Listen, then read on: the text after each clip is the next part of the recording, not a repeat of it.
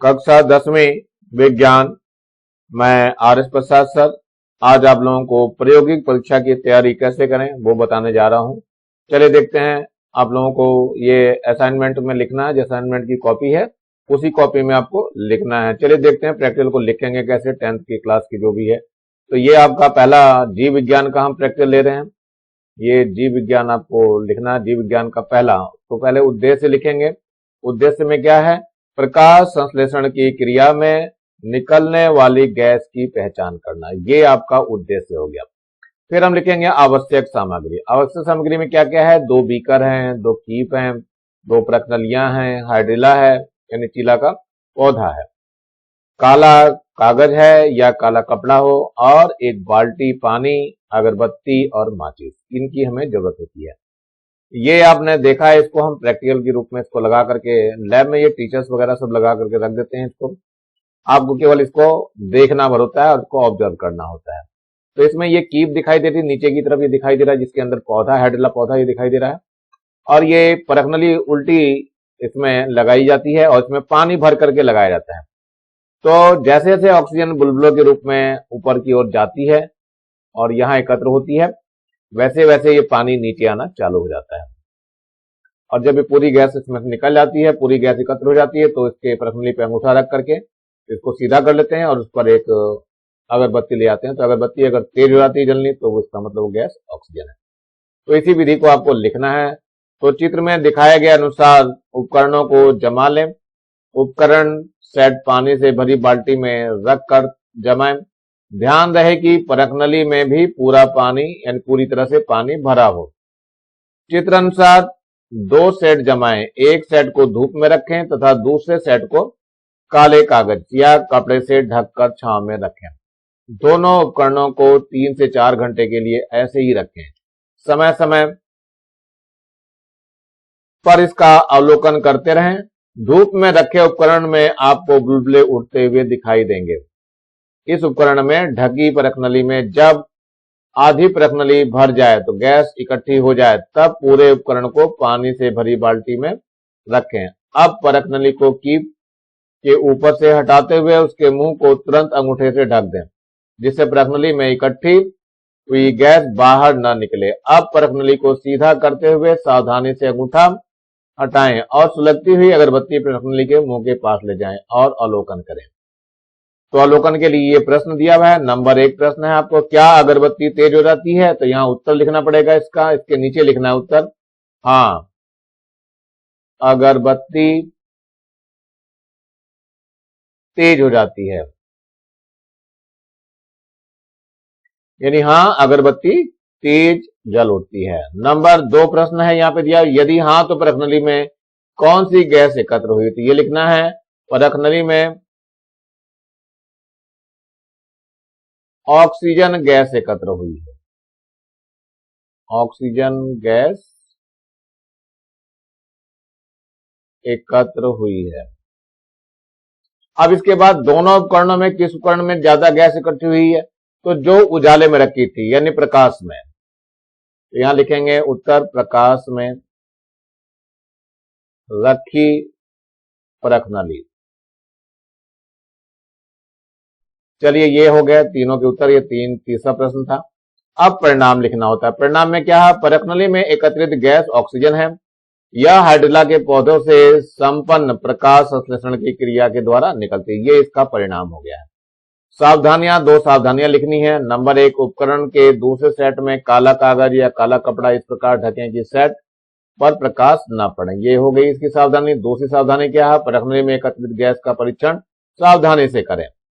अब चलते हैं दूसरे प्रयोग की ओर। दूसरा है रसायन विज्ञान का प्रयोग, जो लिखना है आपको अपनी कॉपी में। ये कॉपी वो वाली है जो असाइनमेंट लिखते हैं, उसी असाइनमेंट में ये कॉपी लिख करके आपको जमा करना है। चलिए देखिए, इसमें उद्देश्य ले रहे हैं तो लोहे पर नमी तथा वायु के प्रभाव का अध्ययन करना, ये इसका उद्देश्य हो गया। नंबर 2 में सामग्री आती है। सामग्री में 3 परखनलियां लेनी है, आलपीन है, रुई है, 3 गुब्बारे हैं, परखनली स्टैंड है। सिद्धांत पहले बताना पड़ेगा। लोहे में जंग लगने की प्रक्रिया में नमी तथा ऑक्सीजन जैसे कुछ महत्वपूर्ण कारकों की उपस्थिति आवश्यक है। इस प्रक्रिया में लोहे की सतह एक विद्युत रासायनिक सेल की तरह व्यवहार करती है। इस सेल में लोहे का एक हिस्सा एनोड तथा दूसरा हिस्सा कैथोड की तरह कार्य करता है।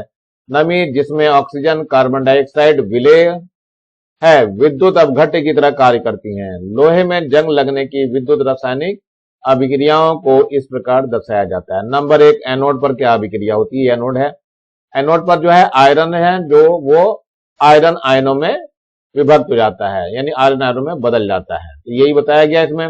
ये आयरन सॉलिड दिया हुआ है और ये आयरन आयन बन गया और ये 2 इलेक्ट्रॉन निकल जाते हैं। कैथोड पर क्या होता है? ऑक्सीजन की उपस्थिति में ये इलेक्ट्रॉन जल के अणुओं द्वारा ले लिए जाते हैं और हाइड्रोक्सिल आयन बना लेते हैं। अब ये जो दिखाया गया है ये आपको चित्र बनाना है, चित्र बना करके आपको कॉपी में रखना है। अब ये इसमें क्या हुआ, ये 3 प्रश्न दिखा रखे, तीनों के सिरों पे ये गुब्बारे लगे हुए और नीचे जो है पानी में आलपीन डूबी हुई है, इसमें रुई भीगी हुई है, उसमें आलपीन रखी है और दूसरा जो है सूखी प्रश्नली में आलपीन रखा हुआ है। यानी 3 तरह करके ये रखा गया है और जंग लगने की क्रिया को हम प्रभाव को देखना चालू, इसी को 3-4 घंटे रखने के बाद देखेंगे क्या हुआ। अब यहां जो है समीकरण जो अभिक्रिया चल रही थी, ये जल था यानी H2O और ऑक्सीजन और ये 4 इलेक्ट्रॉन मिलकर के 4 हाइड्रोक्साइड आयन बनाते हैं। ये ध्यान रखना, ये आयन है। कौन से? Hydroxide ion. तो एनोड पर बने जो आयरन का +2 आयन बनाता है वो हाइड्रोक्सिल आयनों से क्रिया करके FeOH का होल ट्वाइस बना लेता है। यह आयरन हाइड्रोक्साइड वायुमंडल की ऑक्सीजन द्वारा नमी की उपस्थिति में हाइड्रेटेड आयरन ऑक्साइड बनाता है, यानी Fe2FeOH का whole twice plus half of O2 plus H2O मिलकर के Fe2O3 और XH2O मिलाता है जो कि सॉलिड के रूप में होता है और यही हाइड्रेटेड आयरन जो है वो जंग होता है। तो इसका मतलब यही हाइड्रेटेड आयरन जंग होता है, इसी को रस्ट कहते हैं। अब अवलोकन तालिका में देखना है तो इसमें क्या दिया गया, ये परखनली है, नंबर 1 क्रमांक है, इसमें नंबर 1, नंबर 2, नंबर 3 डला हुआ है। परखनली ये क ख ग तीनों परखनली को दे दिया।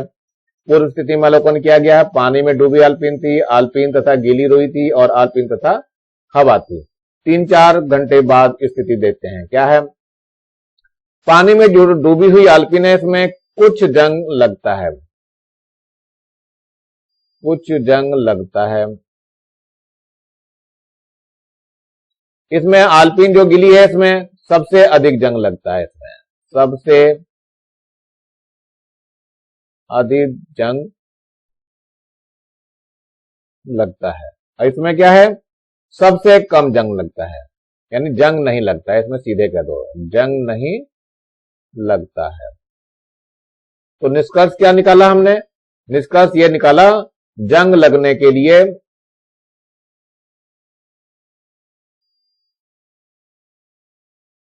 नमी तथा ऑक्सीजन दोनों आवश्यक है, दोनों आवश्यक है। ये इसके अंदर ही लिखना है बच्चों, इसके अंदर ही लिखा जाएगा। चलिए आगे देखते हैं क्या हुआ। ये निष्कर्ष निकाला गया, लोहे में जंग लगने हेतु आवश्यक स्थितियां क्या है?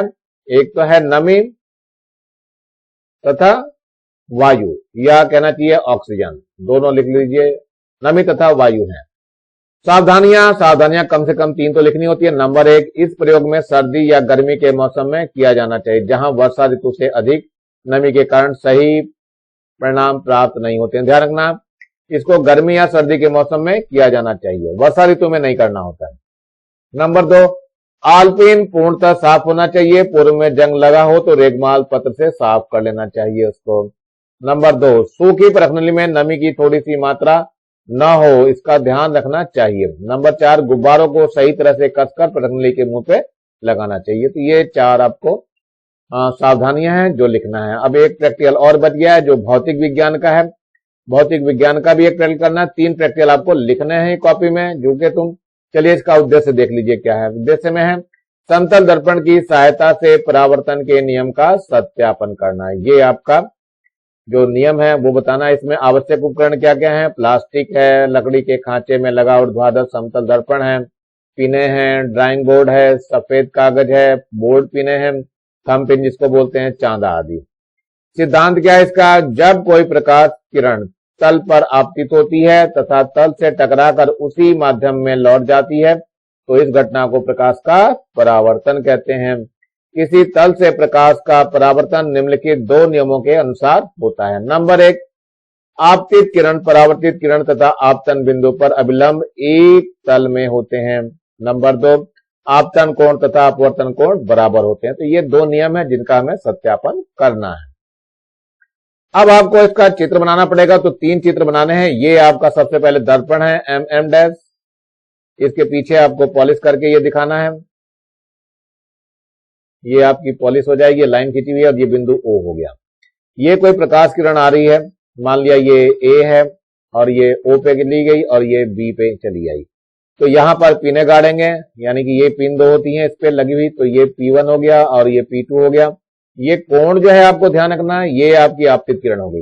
ये कोण जो है आपका 30 अंश का बनना चाहिए। ध्यान रखना बच्चों, ये कोण 30 अंश का बनेगा तो दूसरा कोण भी अपने आप 30 अंश का बनेगा। इनको देख करके पिने यहां समतल दर्पण में देख करके पिनों को गाड़ना होता है। तो ये P1 P2 हो गया और ये P3 और ये P4 हो जाएगा। पिने हैं ये, तो इनके बीच का ये कोण दोनों 30 अंश का आ गया। ठीक इसी प्रकार से ये दूसरा भी प्रतिबिंब बनता है। इसको भी आपको ऐसे ही बनाना है, कागज पे प्लेन पेपर पे लेके बनाना है। तो ये कोण आपको करना है 40 अंश का और यहां पर भी कोण आपको 40 अंश का ही बनाना है। यहां पर फिर से लिखेंगे, A लिख देंगे, O लिख देंगे और यहां N लिखना है आपको। ये भी N है और यहां पर B है। ये प्रकाश किरण आ रही है और इधर से चली गई है। कोण 40 अंश का हो गया। तो ध्यान रखना है, यहां पर पिने ये 2 दिखाओगे, यहां पर 2 पिने लगी हुई हैं। पहली पिन P1 है, दूसरी पिन P2 है और यहां पर पिन जो है P3 है और यहां पर पिन P4 है। ये हर एक में बनाना पड़ेगा आपको। अब ये कोण कितने अंश का बनाना है? अब ये 40 बन गया, 50 अंश का बनाना है। तो ये दोनों कोण 50 अंश के ही बनेंगे। तो ये प्रकाश किरण आपतित हो गई, ये परावर्तित हो गई है और ये बिंदु वही A लिखना है, यहाँ O लिखना है और ये B लिखना है और ये N हो गया है। तो यहां पर भी पिने वैसे ही दिखानी है गाड़ करके, यानी P1 है और ये P2 है। ये केवल निशान भरी लगा पाओगे आप लोग। और ये P3 है और ये P4 है। अगर प्रैक्टिकल होते हैं तो मैं इसको कर करके आपको दिखाऊंगा, लेकिन फिलहाल अभी लिखना है तो कॉपी में लिख करके ऐसे ही बना करके 3 चित्र आप लोग बनाएंगे। 3 चित्र अलग से सफेद कागज पे बना करके इसको लगाना है बच्चों। ध्यान रखना है, ये 3 कागज पे, पहला कागज हो जाएगा इसमें, फिर दूसरे कागज पे आएगा और फिर ये तीसरे कागज पे। छोटे छोटे कागज, ज्यादा बड़े भी मत लेना, उस पर बना करके रखना है। अब ये इन्हीं का अवलोकन यहाँ भरना है। देखो प्रेक्षण सारणी जो आएगी, आपतन कोण है 30 अंश का, तो इन्होंने पहले लिख लिया है। नंबर 2 पे मैंने 40 अंश का बनवाया है तो आपको 40-40 यहाँ लिखना है। नंबर 3 पे मैंने 50 अंश का बनवाया है तो यहाँ पर भी 50 अंश ही लिखना है। बस ये इतना ही लिखना है आपको। ये आपका प्रैक्टिकल पूरा हो चुका है। अब परिणाम लिखना पड़ेगा। परिणाम के लिए क्या करना है आपको? नंबर 1, आपतित किरण, परावर्तित किरण एवं अभिलंब तीनों एक ही तल, कागज के तल पर स्थित होते हैं। नंबर 2 हो गया, आपतन कोण तथा परावर्तन कोण के मान बराबर। देखिए यहाँ पर 30 अंश का, ये भी 30 अंश का, ये 40 है तो ये भी 40 से 50 है तो ये भी 50 अंश का हो गया। सावधानियां क्या क्या बरतनी है ये और लिख लीजिए। नंबर 1, समतल दर्पण ऊर्ध्वाधर होना चाहिए। नंबर 2, पिनों को ऊर्ध्वाधर रखना चाहिए। नंबर 3, 2 पिन एक दूसरे से लगभग 3 से 4 सेंटीमीटर की दूरी पर होने चाहिए। नंबर 4, दर्पण साफ दिखना चाहिए। नंबर 5 है, पिनों का मिलान पिनों के आधार से होना चाहिए। और नंबर 6, दर्पण निर्धारित रेखा से विस्थापित नहीं होना चाहिए, यानी कि हिलना नहीं चाहिए। ये 3 प्रैक्टिकल आपको कॉपी में बच्चों लिखने हैं और इन्हीं को समय पर जमा करना है। ये साइंस का प्रैक्टिकल है। मैं RS प्रसाद सर आप लोगों को ये पहले ही इंस्ट्रक्शन दे रहा हूं। यदि प्रैक्टिकल नहीं हो पाते हैं तो मैं इन्हीं प्रैक्टिकल की कॉपियों को आपको उसमें सबमिट कर दूंगा, तो इसी के नंबर ही आपके माने जाएंगे। चलिए देखते हैं, ये आप लोगों को तैयारी करके आना है और वाइवा भी थोड़ा तैयार कर लेना, यहाँ कैसे पूछे जाएंगे इसकी थोड़ी सी प्रैक्टिस कर लेंगे हम लोग। चलिए इसके बाद नीचे एक लाल रंग का बटन दिखाई दे रहा होगा, इसको दबा के सब्सक्राइब करेंगे और ज्यादा से ज्यादा शेयर करेंगे जिससे ज्यादा बच्चों का फायदा हो सके। और मेरी वीडियो को कम से कम 1 लाइक तो बनता है बच्चों, मेरी वीडियो को लाइक भी करेंगे। Thank you, have a nice day. इसी के साथ मैं RS प्रसाद सर आज का वीडियो यहीं समाप्त करता हूं।